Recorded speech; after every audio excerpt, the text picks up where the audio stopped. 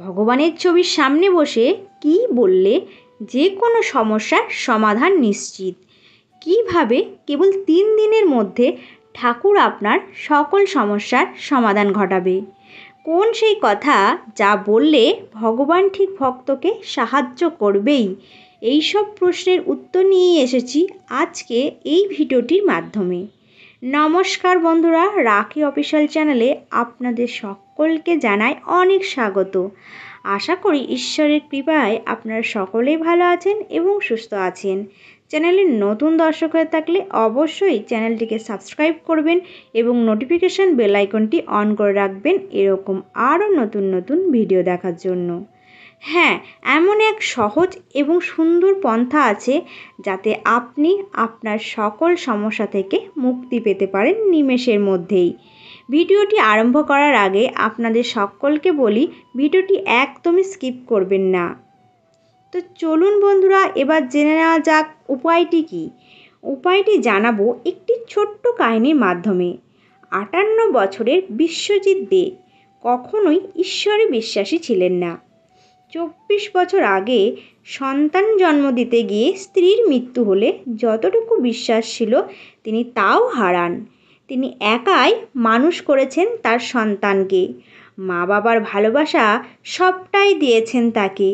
কিন্তু বিশ্বজিৎ বাবুকে অবাক করেন তার মেয়ের ছোটবেলা থেকেই ভগবানের প্রতি যে এত টান কী করে হয় তা বুঝে উঠতে পারেন না।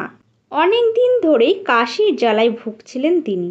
প্রথমে ভেবেছিলেন ওষুধ খেলেই ঠিক হয়ে যাবেন, কিন্তু 2 সপ্তাহ ধরে একই অবস্থার দরুন মেয়েটি জোরাজুরি করে ডাক্তার দেখাতে নিয়ে যায়। কিন্তু তার আগে ঘটে এক দুর্ঘটনা। ডাক্তারের কাছে যাবার আগে বিশ্বজিৎ বাবু এত কাশতে থাকেন যে তিনি কাশতে কাশতে বমি করে ফেলেন। মেয়েটি তার বাবার কাছে ছুটে গেল। বিশ্বজিৎ বাবু নিজেকে সামলানোর চেষ্টা করে, কিন্তু কিছুক্ষণের মধ্যেই জ্ঞান হারিয়ে মাটিতে পড়ে যান। মেয়েটি পাড়া প্রতিবেশীর কাছে সাহায্য নিয়ে কাছাকাছি এক হাসপাতালে নিয়ে যায়। হাসপাতালের ডাক্তার পরিস্থিতি দেখে কিছু পরীক্ষা করতে বলেন। পরীক্ষার ফলাফল অনুযায়ী বিশ্বজিৎ বাবুকে ওই মুহূর্তে কিছু ওষুধ দিয়ে স্থিতিশীল করানো হয়। কিছুদিন পর ওই সব পরীক্ষাগুলি করার পর বাবা মেয়ের পায়ের তলার মাটি সরে যায়। বিশ্বজিৎ বাবুর পরীক্ষার রিপোর্টে ক্যান্সার ধরা পড়েছে, স্টেজ 3। লিভার কলন ফুসফুসে ক্যান্সার এবং রক্ত জমাট বেঁধে গিয়েছিল, আর কিছু বৃহৎ আকার টিউমারের সৃষ্টি হয়েছে। বিশ্বজিৎ বাবু নিজে এতটাই দুর্বল হয়ে পড়েছিলেন যে ডাক্তার তাকে কেমোথেরাপি সাজেস্ট করতে দ্বিধাবোধ করছিলেন। দিন দিন তার শরীর প্রায় কঙ্কালসার হয়ে যাচ্ছিল। তারা কয়েক মাস হাতে সময় নিয়ে কিছু ওষুধের সাহায্য নিয়ে সমস্যা থেকে লড়াইয়ের চেষ্টা করেন। মেয়েটি সারাক্ষণ তার বাবার সাথে থেকে যত্ন আত্তির করতে থাকে। এই কয়েক মাস ঠাকুর পুজোতেও তার আর মন টেকে না। বসতে শুধু বাবাকে নিয়েই দুশ্চিন্তা হতো তার।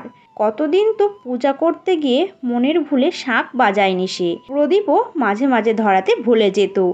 যে করে হোক পূজা সেরে আবার বাবার কাছে চলে যেত।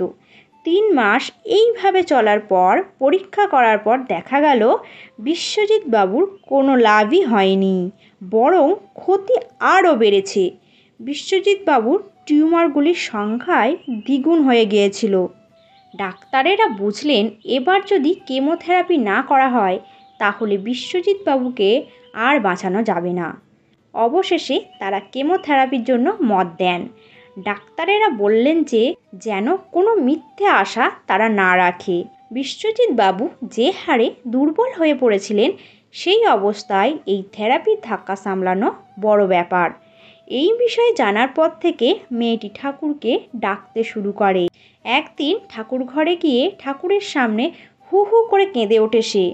বলতে থাকে, তুমি তো জানো বাবা ছাড়া এই পৃথিবীতে আমার আর কেউ নেই। বাবাই তো আমাকে মানুষ করলো, এত বড় করলো।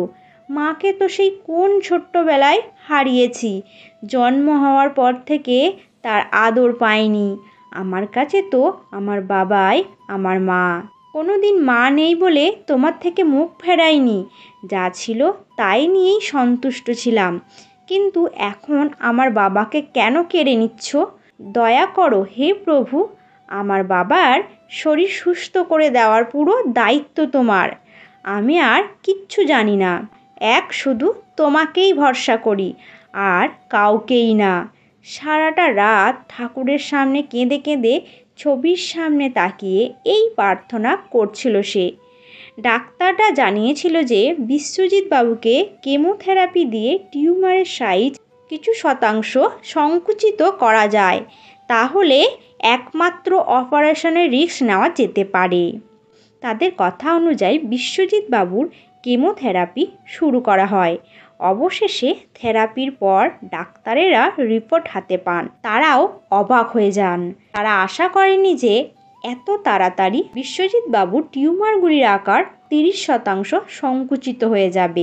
তারা মেয়েটিকে জানান তারা শীঘ্রই সার্জারির প্রস্তুতি নেবেন। বিশ্বজিৎ বাবু আগে কখনোই ঠাকুরকে বিশ্বাস করেনি, কিন্তু ডাক্তারের কাছে এমন আশ্চর্যজনক ঘটনা শুনে তিনিও বুঝলেন যে এটি মেয়ের ভক্তির ফল। হাসপাতালে ভর্তি থাকাকালীন মেয়েটি তার বাবার মাথার কাছে ছোট্ট একটি ঠাকুরের ছবি রেখে গিয়েছিল।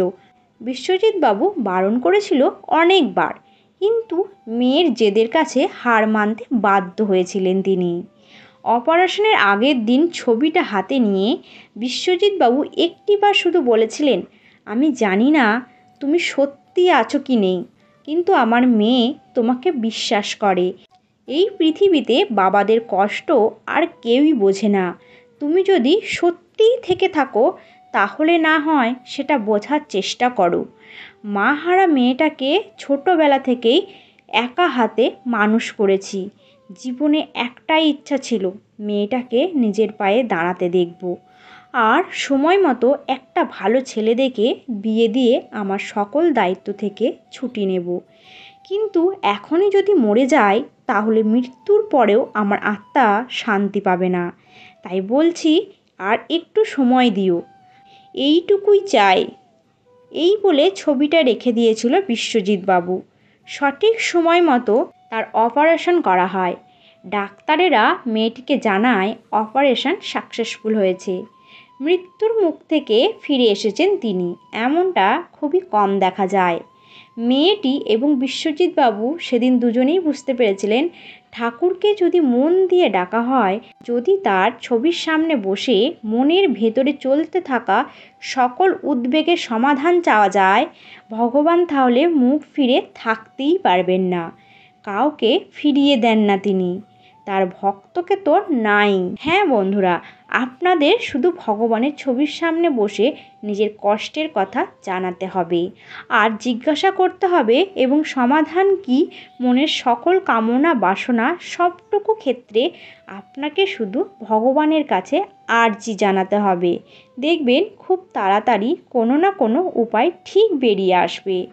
তো বন্ধুরা, ভিডিওটি এই পর্যন্তই। যদি ভালো লেগে থাকে অবশ্যই একটি লাইক করবেন এবং সাবস্ক্রাইব করে নোটিফিকেশান বেল আইকনটি অন করে রাখবেন, আর কমেন্ট বক্সে অবশ্যই লিখবেন জয় শ্রীকৃষ্ণ।